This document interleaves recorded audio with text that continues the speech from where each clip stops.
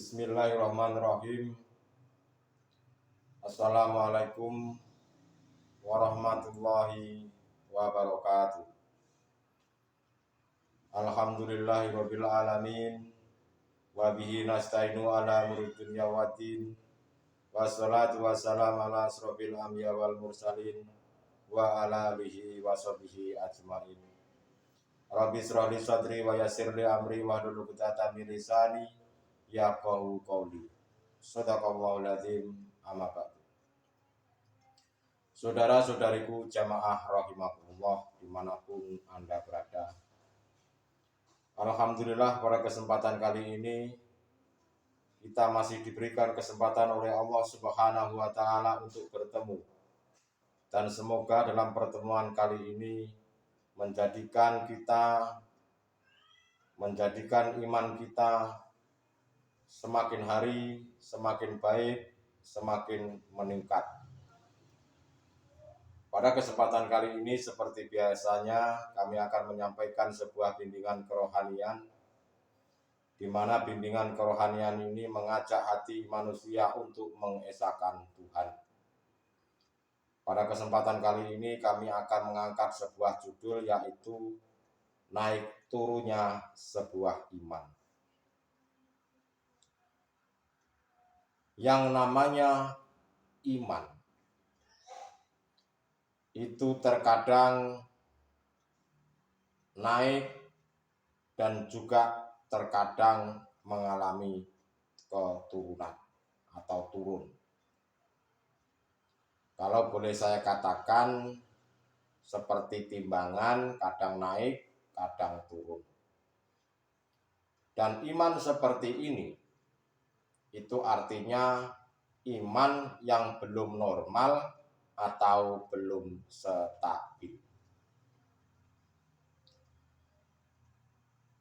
Saudara-saudariku jamaah rahimakumullah dimanapun Anda berada. Kebanyakan manusia tatkala diberikan sebuah perkara-perkara qadhi, perkara-perkara yang tidak enak, atau saya katakan sebuah musibah, itu iman seseorang akan turun drastis. Ini kebanyakan manusia. Tetapi tatkala diberikan sebuah nikmat, mungkin berupa rezeki, uang banyak, mungkin berupa keluarga selalu sehat, mungkin tidak kekurangan suatu apapun duniawiyahnya, iman mereka itu akan naik. Artinya iman seseorang seperti itu manakala naik pada waktu diberikan nikmat saja, dan mereka imannya turun manakala diberikan musibah, itu artinya keimanan seseorang itu belumlah sempurna, atau saya katakan belum stabil alias belum normal. Karena pasang surutnya keimanan atau belum stabilnya keimanan itu wajar-wajar saja dan tidak salah kalau dipandang daripada sisi prosesnya. Karena iman yang stabil itu memang prosesnya kadang ada naik dan kadang juga turun. Lalu apa penyebabnya? Kok iman ini terkadang naik, terkadang turun? Itu apa penyebabnya?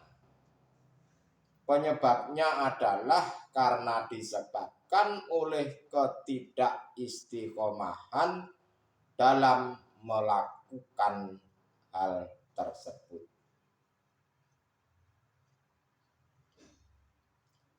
Jika hatimu masih di dalam posisi seperti itu, ya kita jangan merasa bersalah kalau dipandang daripada sisi proses. Dan Anda tidak akan merasa bersalah manakala sudah stabil keimanannya. Kalau sudah stabil di musyahadah Allah, Anda baru akan sadar dan menyadari ternyata yang menaikkan dan menurunkan sebuah iman, ya Allah itu sendiri. Nah, disitulah saudara-saudaraku akan hal tentang naik turunnya sebuah keimanan seseorang manusia. Dan kita akan menyesal manakala Anda ini sudah didudukkan hatimu di dalam alam musyahadah Allah, yang seolah-olah di dalam hatimu berkata, kenapa kok tidak dari dulu saya itu mengenal tauhid ilahiyah itu, kenapa tidak dari dulu?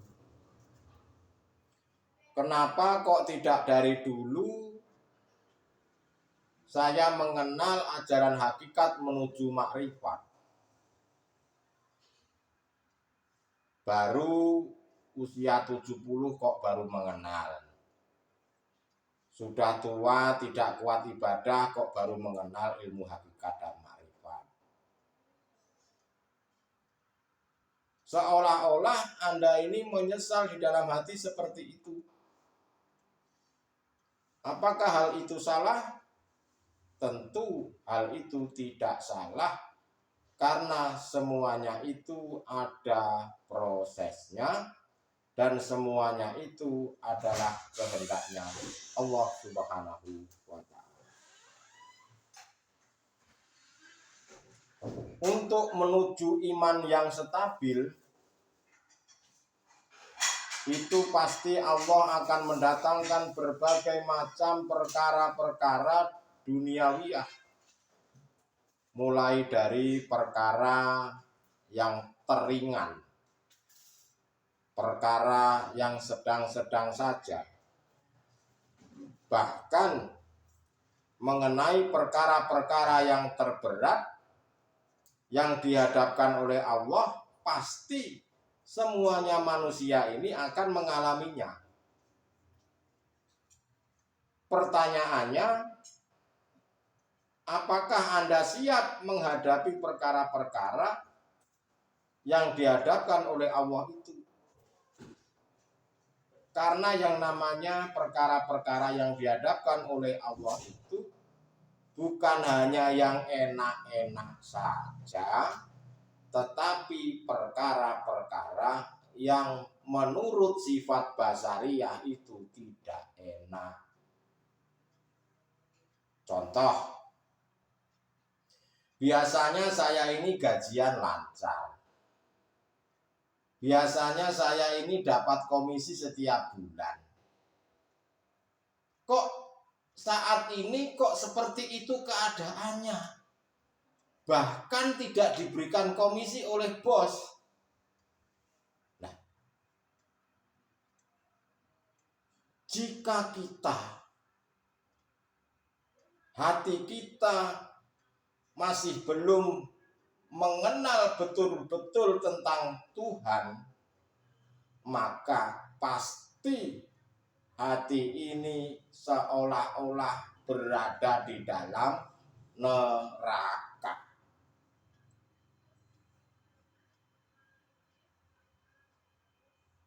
Sebetulnya saudara-saudaraku,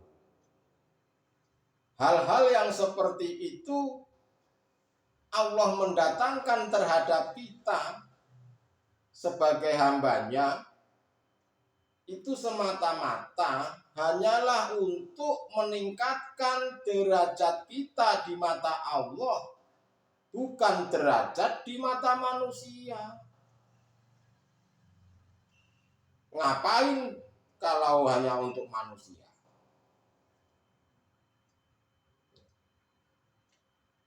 Karena apa? Seperti contoh saja, saya ini ingin menjadi pasukan elit Kopassus. Nah,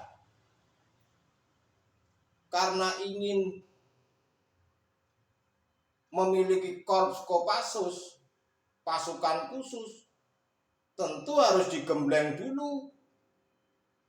Nah, kalau sudah digembleng sampai lulus, baru masuk di dalam korps Kopassus Baret Merah. Begitu halnya dengan diri kita. Manakala Allah mau meningkatkan derajat kita di mata Allah, maka sudah pasti dan sudah jelas Allah itu akan mendatangkan perkara-perkara yang bukan hanya ringan saja, bukan yang hanya sedang-sedang saja. Justru Allah akan memberikan perkara-perkara yang terberat menurut kita. Itulah tanda kasih sayang Allah terhadap kita. Karena pasti yang namanya kekasih Allah itu tidak mungkin dibiarkan. Pasti di balik semuanya itu ada hadiah yang terindah yang tidak pernah didapatkan oleh manusia manapun, manakala engkau rela dan ikhlas menerimanya. Memang seolah-olah hal itu berat. Hati ini seolah-olah memang tidak terima. Tetapi yang terpenting, hatimu selalu menghadap kepada Allah Subhanahu wa Ta'ala. Mengenai urusan-urusan jasad, urusan-urusan duniawiyah, itu terserah. Yang terpenting jangan ikut campur urusannya Allah. Yang penting hatimu itu selalu bermunajat terhadap Allah. Kalau saya katakan, hatimu itu sibukkan untuk berzikir. Mau dikasih apapun ya terserah. Namanya saja la haula wala quwata illa billah. Kenapa dirimu merasa yang memiliki masalah? Padahal itu hanya masalahnya Allah sendiri. Nah, tergantung sekarang hatimu itu bisa bertajali atau tidak. Nah, itulah saudara-saudaraku, secara hakikatnya masalah naik turunnya iman yang terkadang itu datang bertubi-tubi, terkadang kita ini seolah-olah tidak menerima.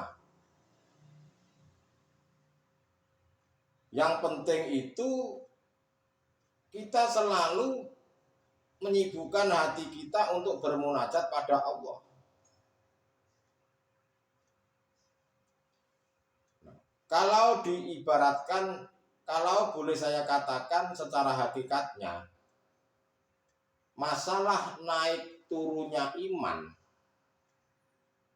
yang terkadang kita sambung pada Allah, terkadang kita tidak sambung pada Allah, itu tidak masalah.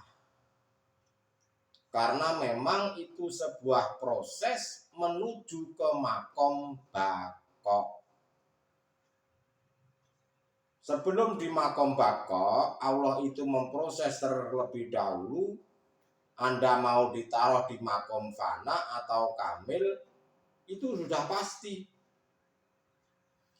Kalau Anda kalau kita lulus di makom fana atau makom kamil, maka Allah akan meningkatkan derajatmu di makom bako, makom musyahadah Allah yang sudah tidak goyah lagi, seperti makomnya para nabi dan para rasul. Memang para nabi dan para rasul itu tidak punya masalah. Justru para nabi dan para rasul itu memiliki masalah. Itu di atas manusia pada umumnya. Contoh, tatkala Nabi Ayub kalau tidak salah diberikan penyakit yang tidak sembuh-sembuh, anaknya banyak pada meninggal semua, hartanya kebakaran, kambingnya pada mati. Coba bayangkan. Tentu beliau-beliau itu diproses oleh Allah di makom maksum, semuanya itu tidak mudah. Yang terpenting saudara-saudaraku, dirimu itu tidak syirik pada Allah. Karena dosa yang tidak diampuni oleh Allah hanyalah dosa syirik, dosa menyekutukan dengan sesuatu hal. Yang penting hatimu itu selalu memandang hidupnya, yaitu Allah Subhanahu wa Ta'ala. Mengenai urusan jasad, terserah. Saudara-saudariku jamaah rahimakumullah dimanapun Anda berada, janganlah panjenengan ini takut dengan tantangan-tantangan yang dihadapkan terhadap diri panjenengan, yang seolah-olah itu memang berat, karena sesungguhnya di balik tantangan yang berat itu hanyalah semata-mata Anda akan diberikan petunjuk oleh Allah. Entah Allah itu mau memberikan apa, itu terserah. Kalau di dalam bahasa syariat, mereka yang sudah di dalam neraka, manakala bisa berucap la ilaha illallah, maka pada saat itu akan diangkat dari dalam neraka menuju surga. Apa ini maksudnya? Maksudnya dari bahasa hakikatnya adalah apapun yang dihadapkan terhadap kita mengenai perkara-perkara yang tidak enak ataupun yang enak, yang seolah-olah tidak kunjung-kunjung selesai, manakala engkau sudah bisa melihat Allahnya, kembali wa inna ilaihi roji'un, hatimu akan merasa damai seperti halnya disiram air yang sejuk. Saudara-saudariku dimanapun Anda berada, kalau boleh saya contohkan lagi, seperti halnya prosesnya orang-orang yang sedang pacaran. Manakala baru berkenalan, belum ketemu pacar,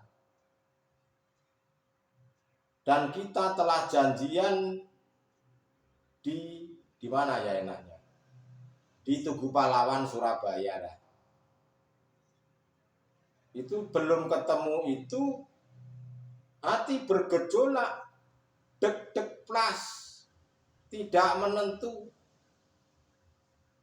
Tetapi setelah ketemu, hati lega, hati tentrem, hati damai, seolah-olah dunia milik berdua. Itulah saudara-saudaraku, tatkala hati ini diuji oleh Allah, hatimu itu rasanya memang tidak karuan dan selalu merasa khawatir. Apakah nanti saya ini bisa makan atau tidak, bisa hidup atau tidak, dan lain-lain sebagainya. Tetapi jika dirimu sudah bisa memandang, bisa kembali kepada Allah, wa inna ilaihi rajiun, bertemu dengan Allah, maka hatimu akan menjadi tenang, menjadi tentram, menjadi damai. Ada juga yang mengatakan yang dulunya berada di neraka, neraka itu yang awalnya panas jadi dingin. Itulah saudara-saudaraku, naik turunnya sebuah keimanan. Itu secara hakikatnya adalah sebelum Anda ini ditaruh oleh Allah di makom bakok, maka semuanya itu ada prosesnya. Terkadang ditaruh di makom fana, terkadang ditaruh di makom kamil. Yang terpenting hatimu selalu memandang hidupnya, yaitu Allah Subhanahu wa Ta'ala. Dan jika hatimu sudah duduk di musyahadah Allah bertajalli mutlak, pada hakikatnya hatimu sudah dikeluarkan Allah dari neraka, dari perkara-perkara yang tidak enak menjadi perkara yang enak, alias menjadi surga. Itulah saudara-saudaraku, memang yang namanya naik turunnya iman itu wajar. Yang terpenting hatimu tidak melakukan kesirikan, itu saja, titik. Karena memang semuanya ada prosesnya. Ada di makom fana, kamil, ataupun makom bakok. Dan sebelum ke makom bakok atau makom maksum, semuanya akan diproses oleh Allah, dihadapkan perkara-perkara baik yang enak maupun yang tidak enak. Wajar saja naik turunnya sebuah iman, tetapi yang terpenting hatimu sekali lagi jangan pernah syirik terhadap Allah Subhanahu wa Ta'ala. Itulah saudara-saudaraku, pada kesempatan kali ini sedikit ilmu sebuah pengetahuan, mudah-mudahan bermanfaat buat kita, buat anak cucu kita kelak nanti sampai dengan yaumil kiamah. Terima kasih. Akhirul kalam, usikum wa nafsi bitaqwallah. Wassalamualaikum warahmatullahi wabarakatuh.